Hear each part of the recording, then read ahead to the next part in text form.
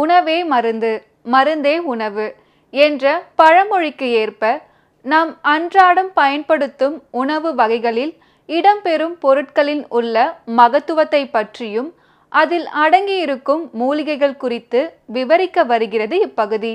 நலம் தரும் மூலிகை.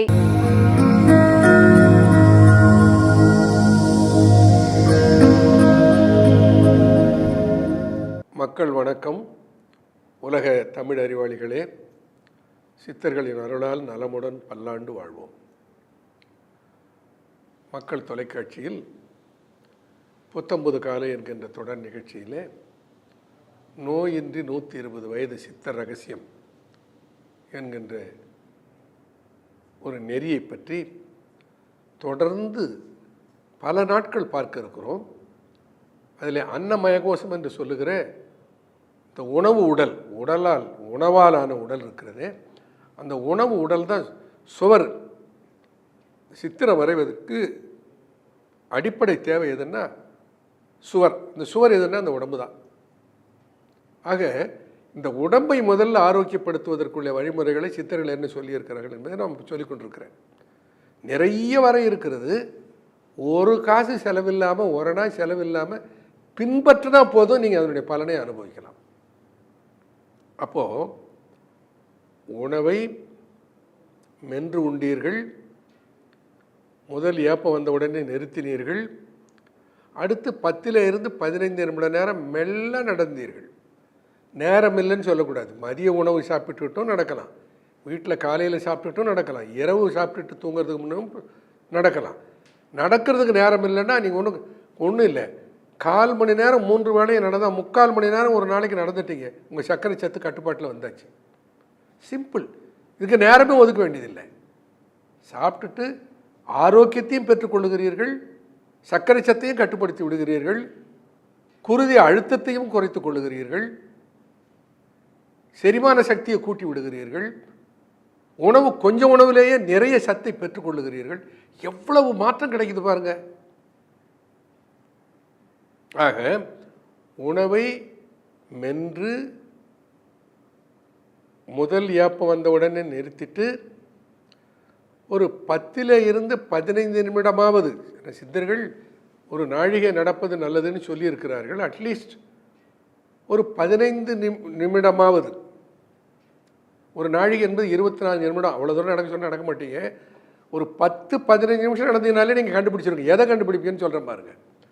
முதல்ல நன்றாக மென்று சாப்பிட்ட உடனே, வழக்கமாக சாப்பிடுகிற உணவில் பாதி சாப்பிட்ட உடனே ஒரு ஏப்பம் வரும்னு சொன்னேன்ல, அது முதல் ஏப்பம். அதோடு நிறுத்திவிட்டு ஒரு 10 இருந்து 15 நிமிடம் நடந்தீங்கன்னா அப்போ ஒரு சின்ன ஏப்பம் வரும், 2வது ஏப்பம். முதல் ஏப்பம் போதும் நிறுத்துன்னு இறைப்பை கொடுத்த அறிக்கை. 2வது ஏப்பம் நாம் உண்ட உணவு சீரண நொதியோடு செரிமான திரவங்களோடு நன்றாக கலந்து விட்டது என்பதை அறிவிக்கிற அறிவிப்பு. நடந்துட்டீங்களா? ஒரு 15 நிமிஷம் நடந்துட்டீங்களா?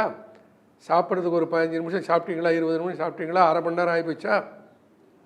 இப்போ என்ன பண்ணுறீங்க? இதற்கு பிறகு 1 அல்லது 2 கோளை அளவுக்கு ஒரு 200 மில்லின்னு சொல்கிறதுக்கு பயமாக இருக்குது, ஒரு 200 ml தண்ணி சாப்பிடுங்க. எப்போ சாப்பிடணும்? சாப்பிட்டு நடந்து முடிந்த பின்னால். சாப்பிடும்போது இடையில் தண்ணீர் குடிக்கக்கூடாது, சாப்பிட்ட உடனே தண்ணீர் குடிக்கக்கூடாது, சாப்பிடுவதற்கு முன்னமும் தண்ணீர் குடிக்கக்கூடாது. இதில் எது சரி? கேள்வி வரும் இல்லை? அறிவியல் என்ன சொல்லுகிறது? உணவு உட்கொள்வதற்கு முன்னம் நாம் தண்ணீர் குடித்தால் உணவு செரிமானமாவதற்காக சுரக்கிற சீரண நீர்த்து போய்விடும். ஆகையினாலே உணவு உண்ணுவதற்கு முன்னால் தண்ணீர் குடிக்காதீர்கள். சயின்ஸ், சித்தர்களும் அதே சொல்கிறாங்க. உண்ணுகிற போது இடையிலே பெயர்த்து ஒவ்வொரு வாய் சோத்துக்கும் ஒரு டம்ளர் தண்ணீர் குடிப்பார் சிலர். அப்போது என்ன ஆகும்? நாம் உண்ணுகிற உணவு சீரண நீரோடு கலக்கும் போது நீர்த்து போயிடும். சாப்பிட்ட உடனே தண்ணீர் குடித்தாலும் சுரந்திருக்கிற நீர்த்து போயிடும். செரிமான நீர்கள் நீர்த்து போய்விடும். அப்போ சித்தர்கள் சயின்டிஃபிக்காக தானே சொல்லியிருக்காங்க. உண்ணுவதற்கு முன்போ உண்ணுகிற போதோ ஒன்று முடிந்த உடனேவோ தண்ணீரை குடிக்க வேண்டாம். ஒரு 15 நிமிட நேரம் கழித்து பிறகு தண்ணீர் குடியுங்கள்.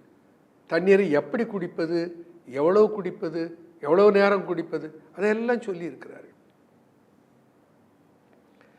இதையெல்லாம் பின்பற்ற தவறிவிட்டு தான் நாம் என்ன ஆரோக்கியத்தை இழந்து விட்டு அவதிப்பட்டு கொண்டு இருக்கிறோம். அப்போ இப்போ நான் 4 செய்திகளை உங்களுக்கு நான் இதில் தொகுத்து அளித்திருக்கிறேன். ஒன்று, உணவை 50 முறை மென்று சாப்பிடுங்கள். ஆனால் 50ன்னு சொன்னாதான் குறைந்தது 30 முறையாவது மெல்லுவீங்க. அது எண்ணிக்கைக்காக சொல்லப்படலை, எல்லாத்தையும் ஒரு கணக்கு பண்ணி கேட்கறது மரபாக போச்சு, அதுக்காக சொன்னேன். சட்டம் என்னன்னா, சித்தர்கள் என்ன சொல்லுகிறார்கள் என்றால் 50 மெல்லு 40 மெல்லாம் சித்தர்கள் சொல்லலை. அது கூழாக நீ உண்ட உணவு அதனுடைய நிலை பெயர்ந்து மாறி அது திரவமாகிற வரையில் மென்று சாப்பிடு தான் சொல்லியிருக்கிறார்கள். ஆக உணவை நன்றாக மென்று சாப்பிடுங்கள்.